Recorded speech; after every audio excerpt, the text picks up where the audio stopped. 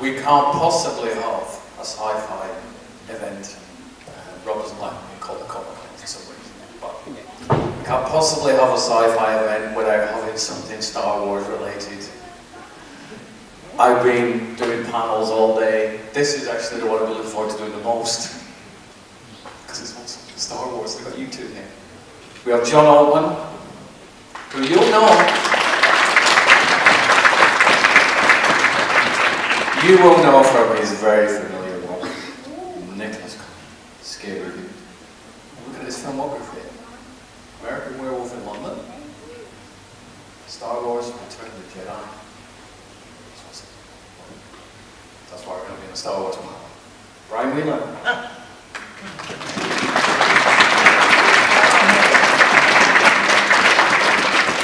Got one role, two roles. May the Force be with you. May the Force be with you always.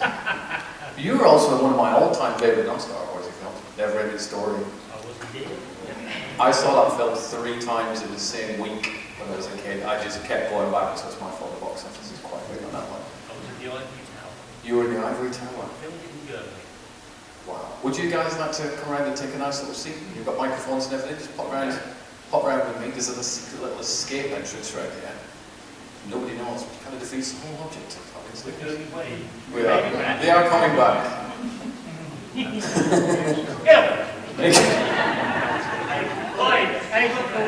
I can't believe you did that. That's wrong, John. You're not supposed to do that. Sit where you wish.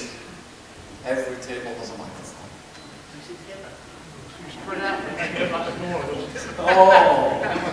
Oh. Which one is the same? Right in the middle. But anyway, Steve. Stuart. I knew it began with an S. Sorry, Yeah, Stuart. I'll be called far worse. And I probably Stuart, will. I won't forget that. No, please don't. I won't forget it now. Oh. So, guys, let's start with John. I suppose it's a question for the pair of you. What were you Can we turn you up a bit? I can't hear you very well. Oh, can we turn me on? Sorry, I don't know if anyone else can. Everybody else is sick of hearing my voice. I've been turned up now. That's good. And I'll be muted in about 3 minutes. But it's a question for you both. What are your memories of shooting in Return of the Jedi? Brian first. Shooting the film. Shooting the film. Well, it all started my entertainment career, basically. So they were looking for people under 4'6" in my area, and I got up and I said, I'm under 4'6". And they went, sure? I went, yes, I am. So I went there, got a fitting for an Ewok, and I did Ewoks for 2 weeks, 2.5 weeks. We filmed that 80 foot up in the air in a make-believe village in Elstree. We only did the interior shots in England, and I only did the interior shots. And then I did another 2 weeks as a Jawa in Jabba the Hutt's Palace, again in Elstree. And for my first job in entertainment, I met Harrison Ford, Carrie Fisher, Steven Spielberg, George Lucas, and it was like a dream come true. Because I'd seen them in films when I was a child, or the films that they were involved with when I was a child. Wow. I mean, you were in Jabba's palace. I was in Jabba's Palace. I had a big frog-cross dog thingy, and also there's a deleted scene, which if anyone's interested, I have photos on sale downstairs. Nice cheap price. But there's a deleted scene where me and Andy had to run across the bars because Mark Hamill had been dropped into the cage with the big animal, and he then was supposed to leap up and grab onto the bars, and me and my mate Andy had to run across and thump on his hands to make him drop. Unfortunately, the holes were this big, our eyesight was like that, and we had to run that way. The bars were about that wide. Every time there was, cut, you're right Andy, no, I've fallen through the hole. You're right Bud, no, I've fallen through the hole. So the scene never got shown, but some spooky people took photos of us doing that scene. So I have them downstairs. Whoever that photographer is, thank you to. John, Rebel Pilot, Yes. you helped defeat him. Yeah. It's a blink and you miss me with Return of the Jedi, really. But I did work on it, and yeah, it was very hard to see. I mean, I missed the whole film. But what happened was I did a film a year or two before that with the director, Richard Marquand, and a film called Birth of the Beatles. And then a year or so later, he started working on Return of the Jedi, which was fantastic.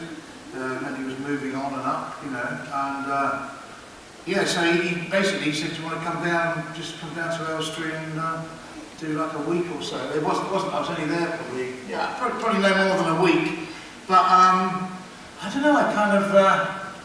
It's only in retrospect that I realised how special it was. Really, I think I was a little bit laid back about it all. You know, I don't know why. Maybe it just wasn't a huge part or something. But I do remember having great fun. It was just fantastic to be dressing up in that costume as a rebel fighter pilot and hanging out with, you know, Carrie Fisher and Harrison Ford and the Wookiee and Billy Dean. Billy Dean Williams. Yeah. And so yeah, I just spent a week up there at the old, Brian was saying, up at the world famous Elstree Studios, which very sadly, some of you may know if you're into film, was divided up some years back. Due to some unscrupulous, evil, disgraceful gangsters who owned it. They sold half of the studio to Tesco's. You can now go to Tesco's and I think there are plaques that say, you know, here was the tank where they shot Moby Dick. Here was the studio where they shot Star Wars, etc. So thank heavens there's half that studio still there. So yeah, wonderful memories. So I'd actually shot some of the Beatle film there as well. And I just remember a week of, I mean, it's quite slow, isn't it? I mean, making big moves, a lot of hanging around, and just, you know, I remember a lot of hanging around in the costume, and then finally getting to shoot a little sequence in the cockpit of one of the fighter jets, and I think my mum was going in now or whatever, so it was words to that effect anyway. And I remember sitting in this quite cramped cockpit, and I had all the technology in front of me, but I couldn't actually see out of space. I just had like they do more green screen now, don't they? Yeah. But it was like a blue screen then, and I remember that.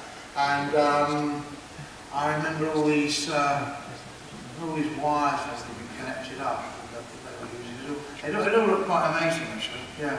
So that was about it really from my experience, and I look back upon it as being great. I really appreciate having been involved in just a small part of Star Wars, because I love the films, you know, especially the early ones when they came out. For me, I don't think Return of the Jedi is my favourite.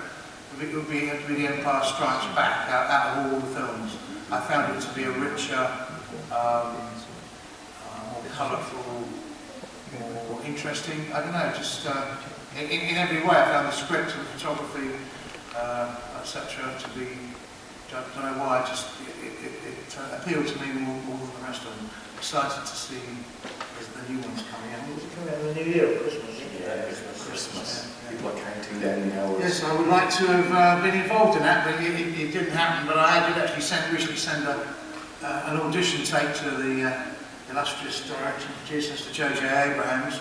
My agent knows him, met him in Hollywood, so I'm quite pleased to say he's seen me on the internet, I guess. It's amazing how they do auditions these days. That wasn't for a Star Wars thing, it was something else. He's got his company Bad Robot, JJ, hasn't he? And it was for a series with James Franco, Quantum Leap?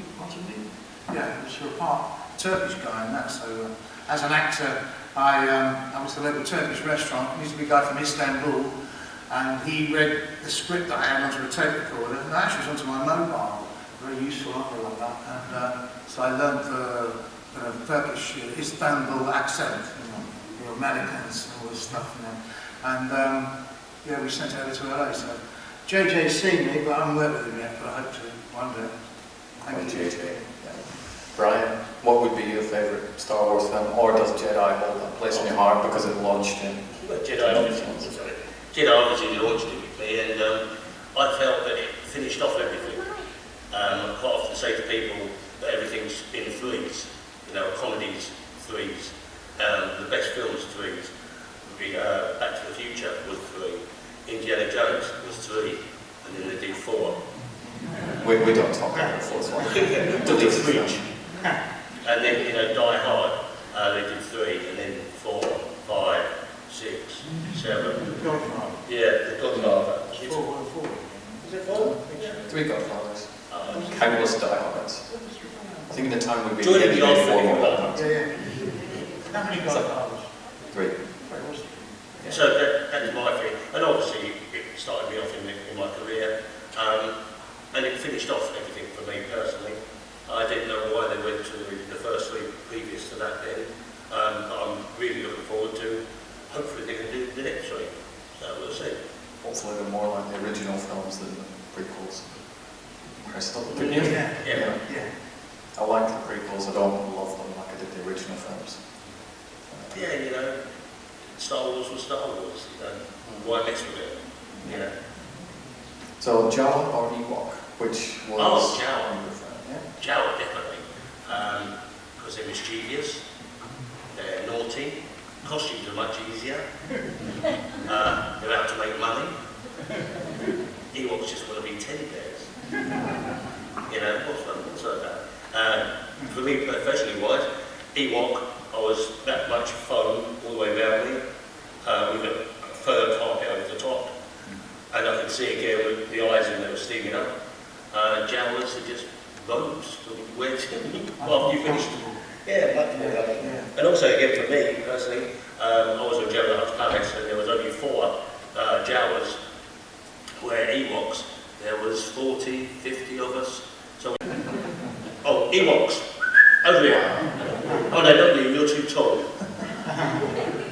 But the Jawas, we all had our points and our point. That's why, especially me and Andy Hearn, who plays the main other Jawa, we know which ones are us, and we only want to go after the ones that are particularly us. Our favourites going. Mini Vader. Yeah. Mini Vader. Now with you, John, was it like Rebel pilots heard that way, or were most of you seemed cockpit based and it was a smaller group? Yeah, there was some, I think we did a photo, one of the rare photographs I've got of me on it, is in between scenes, which I've got one up downstairs. I got that from America.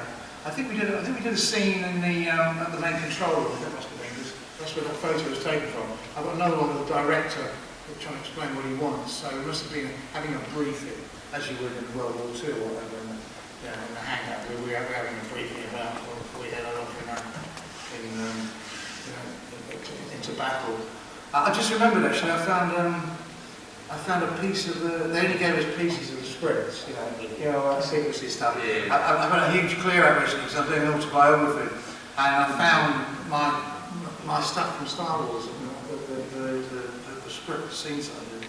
So I'll have to, I was in a bit of a rush clearing it all, but I'll have to have a closer look at that. It'll remind me of exactly which bits, And I remember also, talking about it, I remember riding down from the Boreham Wood with Richard Martin, the director, and George Lucas down to the West End. And I think we went and had some supper somewhere in Maryland or whatever. So that was a fond memory, Should probably go in the autobiography as well. And of course, tragically, very tragically, Richard, he went on to do Jagged Edge, which is a great thriller in America. It was well received, the critics loved it as well. It was a classic thriller, really. He tragically died at a very young age. I believe he was in his 40s. And I don't know, some of us have stronger hearts than others. So, it was very sad because he was really kind of like moving upwards, Richard. And he may have done another Star Wars for me, but sadly he's no longer with us. But I think of him, always have fond memories of a lovely man, a real gentleman, a very calm director too. Sometimes get a bit steamed up, start shouting at everyone, but he got the job done without being aggressive or hurtful to any of the cast or crew, which is probably very good to work with. Altman works on the Beatle film. I taken on Star Wars films, a big challenge. On the Beatles films, a challenge too. We had to shoot 2 hour movie in about 4 weeks, so we had a hell of a lot to cram in. So I always remember. I don't remember him losing it once, which was he was probably a good man. Yeah. I mean, there's a lot of the special features, obviously, about Star Wars, and a lot of the interviews and the behind-the-scenes, DVD commentaries and stuff. You can hear Richard Marquand talking, and it just looks like he knows his guy. Yeah, I'm sure. Yeah. It was very cool. Yeah. Now, Star Wars. Anybody got any Star Wars questions? I'd be shocked if nobody had Star Wars questions. But then I'd be happy because I just get to ask you guys all the questions. Following on from what you were saying, do you know if your characters were given names? Did they appear in the novels, or did they have action figures made of them? Is that for both of us? Yeah, the Jawa, I did have a name, and I can't remember what it was, because I was actually featured looking after this frog-crossed dog thing. And that was quite strange, because that one couldn't move, because the girl that was inside it had to come up through a hole in the bottom of the stage and work it like that, and her whole half her body was underneath. And I used to pull it, being young and enthusiastic, pull it, and she was pregnant, which I didn't realise. And people would say, leave her alone, leave her alone. I'm trying to act. So that figure had a name. But as an Ewok, I didn't have a name because I was just one of 60, well, in actual fact, if you count the American ones, because all the interior of the village were all British Ewoks, and only 6, maybe 7 were flown over to America, and all the outside redwood shots were all American dwarves. In my case, he never actually had a name. He was Rebel Fighter Pilot. One of the many. You're just a rebel, aren't you? Yeah, just a rebel. In many ways. Quadrophenia. Oh yeah. Yep. Any other questions? If we do, I shall ask. I'll be back in a second. You put your hand up first.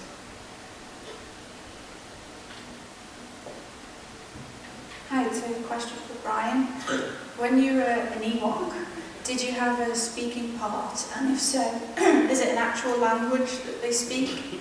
And also, the song, did it have any meaning that they all sang? No, and no. As I was saying, I was just one of the extras, so my mouth never moved. It was just like that. My eyes just stayed open. The main characters, they blinked, they looked around. I was just one of the extras. And as for the song, I haven't got a clue. Ignoring obvious height restrictions, sorry, if either of you could have been any character in Star Wars, who would you have chosen to be? Your turn first. Yeah. I guess Han Solo. Yeah. I could have done that. I could have been a contender. Luke Skywalker. Yeah. I think, yeah. Because You could do Han Solo. Yes, no. Yes. Next question. You're talking a little bit about the differences using sort of older technology. Have you worked on films more recently where you're using the more current technology, the CGI, and how does it compare to the old ways of filming? just pass it over to me. I'll go. Now, I've mainly been on the TV and not such big budget movies. I've done a few movies over the last couple of years, but so technologically I haven't encountered one of those big pinewood sets for a while, but let's hope that happens sometime soon. Okay, as far as I'm concerned. And I was obviously on Harry Potter, which basically we changed from blue screen to green screen, which I'm not quite sure why. I think makes it clearer. Yeah, I do. And just imagining things. All I know is that they used to be blue. Yeah, that's brilliant. They were shooting Jack and the Beanstalk, and they were diversifying. We were talking about the technology at Hampton Court, and they erected this massive, great green screen up. It was really like a big one, you know. And so I guess they wanted the front of Hampton Court to be set in a valley or on a mountain somewhere. I saw the film, I just about caught what it was. It's also quick, isn't it? And so yeah, that was quite interesting, seeing, I wasn't involved in the film, but seeing the amount of green screen they used outside. So, like in the old days, they used to have a glass slide they put into the camera, which I thought the name of it now. And so it never looked terribly realistic, but yeah, somebody would be galloping down the road towards a castle in the distance. They'd have this glass that they'd drop in, and that would be, I think they filmed it simultaneously, so it would look like, you know, the fantasy castle background. So it was the old-fashioned green screen, I guess. They used that for a lot of things. Yeah, you're right.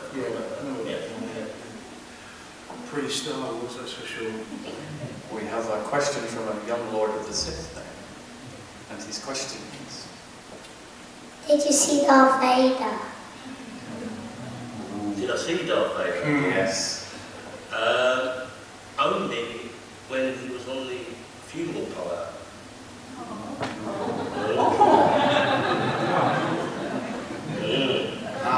I never saw him. That was an easy answer. That's the one I should use. I was fighting his evil forces. Yeah. No, I never saw him. He was a very nice man. Thank you for that, Brian. I saw him. He's dead. He's going to have nightmares now. Any other questions? Oh, front row.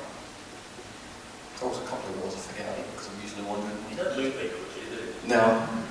You're doing this since 10 o'clock this Can I morning. just throw something in about Star Wars that I thought, why it was a success? I mean, the stories are brilliant, but it had a soul to it, you know? The whole thing with Yoda and the Force. And it's very kind of akin to the basis of a lot of religions, if you like. I mean, organised religion can be problematic, especially these days.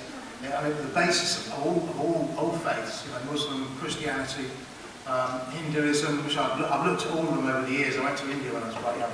And that's what appealed to me greatly about Star Wars, was that was one of the essences of the films, that had that, yeah, it was the Force. The Force for good, you know, and I believe there are forces out there, myself, that are, well, we've seen it today, haven't we? You know, there's a very evil force out in Syria and Iraq at the moment, called ISIS, you know. I was driving up the M6 the other day. It was a van that had the name ISIS on the back. It was some stationery company or something, a communications company. A bit unfortunate to have a name like that.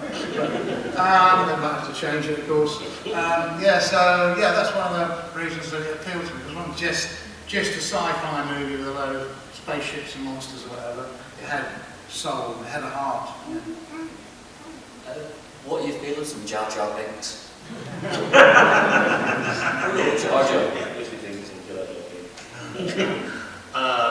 Forget it. What? Eraser would have been good for it. Anybody else? Sure, that's like What's it like working with George Lucas? Excellent. Yeah. Do you know any George, stories? I didn't see a lot of George. He was kind of cool. He was there. I mean, I imagine he was obviously conversing with Richard quite a lot. Richard was directing when I was on it for a week, so I don't think. I rode with George. George would probably come over to, make sure everything was rolling along okay. But I think they'd been filming for quite a while by the time I got on board. And, he seemed, He was in the background. He didn't make a lot of noise, but he was there, and his baby. So. And Steven Spielberg was there as well. They're just there. Yeah. Now, do you watch the films quite often, or No. No particular reason. There's just loads of films out there. There's lots. Harry Potter, I was in 4 of them. I've seen the first one once. Because once you're in it, you do it because it's a job. And basically that is what it all boils down to. It's our job. There's so much out there, isn't there? And I find it hard to keep up with everything. When I was a kid, I used to go to cinema, you get a film like Ben-Hur come out. But actually, some of the big ones these days, they do stick around for a while. Like the new Star Wars, but obviously, but a lot of films just come and go and disappear. And I thought, I've got to track that film down. I find something one little screen number 3 in the West End somewhere, you know. Yeah. So it's hard to keep up, isn't it? Let alone look back on old. But also with the television now, you've got all these channels, all these things to watch, you know. Don't have a social life. Yeah, box sets to get through. Yeah. Somebody recommends something, it's like 10 seasons there for you. That's like 2 years of your life ago. It makes you want to be ill for a while, doesn't it? Be in bed for a month and you can catch up all the box sets. No, I don't know. We should push that later. No. Are you kidding? I was fishing for special editions or no special editions of Star Wars. You know, when they go back and redo things. And are you fans of those or not so much? Sorry, I Do don't you know the special editions of Star Wars? So Yeah. you've got the original theatrical versions and then they bring them back out with new CGI things and different song and dance numbers in Jabba's palace. I thought the blue disc ray thingies of them, and I just looked at them to see what I was. To see ones without my head on.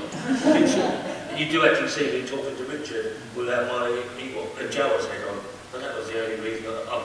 My wife, sitting down there, love her. She's never seen a Star Wars film, never seen a Harry Potter film. I mean, other films we sit and watch and she goes to sleep. That's life. Have you? These re-release, yeah, I don't know, I think I probably would have got the joy out of the original, managed to tinker with it really. Perhaps for die-hard fans it's good to see little clips that weren't in the original. I guess they do it out maybe a few more modern, maybe, I don't know. You can never repeat that first time you see a film experience ever. The first time Star Wars erupted across the screen was a shit going first time. Any other questions before we let these guys run off?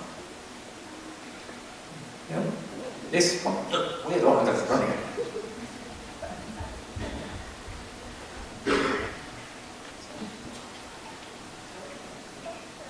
How many hours were you supposed to be on set when you were working there, and how many time did you actually appear on screen? To be on set all day. You may not be used all the time. You could. When I moved on to being a Jawa, I was called in for 2 days and I did nothing. I stayed in the dressing room for 2 days, and then I'd be filming all day, and it's about 2 minutes. Yeah. I mean, in my case, I think it was about a week I was up there, but a lot of hanging around, you know, in the dressing room, etc., chatting with the other actors. We chatted with most of the cast there. But it'd be interesting to look back at my old journals, which I'm doing at the moment, actually.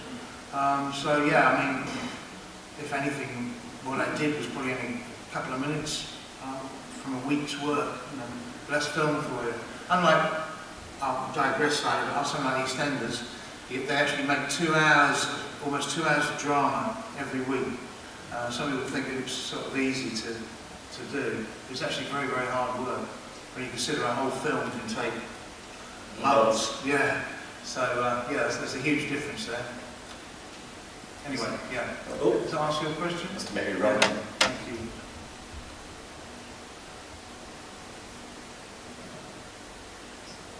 So while you were actually waiting for doing your stuff on set for the Star Wars stuff, did you meet any of the other actors or people who you've kind of built friendships and relationships with and kept them for years, you know, ones that you maybe bumped into there? I've generally bumped into people, I don't know why, well obviously I do know why, but I know a lot of small actors, dwarf actors, and that's most of my friends I keep bumping into because we're in that sort of vein of filming. I've met a few, I've met John a couple of times with pantomime and various things, but you don't really, you build an instant friendship and then you go away and don't see each other maybe for years and years, and then you come back and then it's sort of, you're very similar to how you were when you left off. It's not as if we all Facebook each other or write to each other, email each other.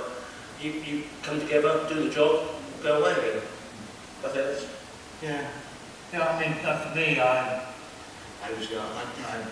socialised with the cast when I was up there and probably really enjoyed it. I shared a couple of coffees, a couple of Carrie Fisher, you know, whatever. Probably spoke to Harrison Ford in passing. So, but I never really, if I'd been on there for many months, I may have, a bit like when they did Lord of the Rings, they built up huge, quite long, strong friendships between each other, didn't they? All had tattoos done, etc. Or when I did Quadrophenia, that was, that's probably one of the few films where I'm still in touch with, say, Toya, Mark Wingett, a whole load of other people, Gary Shale. So I see quite a lot of them and I'm still sort of in touch with them. For some reason, that was a different kind of thing.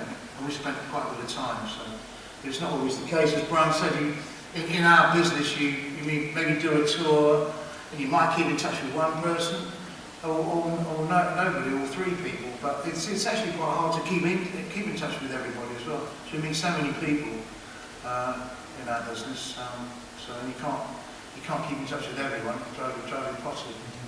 Okay. Yeah. I'm glad you two have been here to keep in touch with me. No. Everybody else as well. Have you enjoyed your day? We have. Yeah. Thank you very much. And you guys are here for a little while longer downstairs. Yeah. So I will be going down saying hi.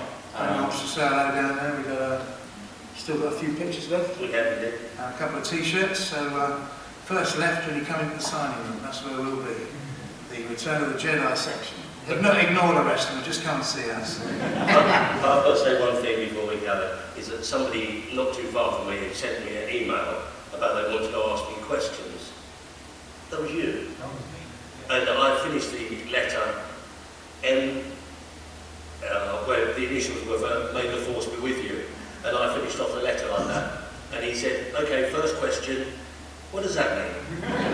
Because I read it really quick, and then I didn't sort of look at it, and then Rob, who's running this entire event, he went, "How can you not know what that means?" And I looked at it, I'm like, Yeah, to add to that, it's actually quite a good question. What does it mean? What different people's interpretations. What is the Force? Why should it be? Yeah. So there you go. What is your interpretation? What is your interpretation? Oh, Yeah, I think I probably Yeah, you did. Yeah, but it's slightly different with each person, interpretations. So the power of the Jedi Knights, or could be something visible, whatever. Not medical readings. that's your homework for tonight. Yeah. Tomorrow and the day after. But thank you very much, Brian. Thank you very much, John. Everybody go out and say hi to them.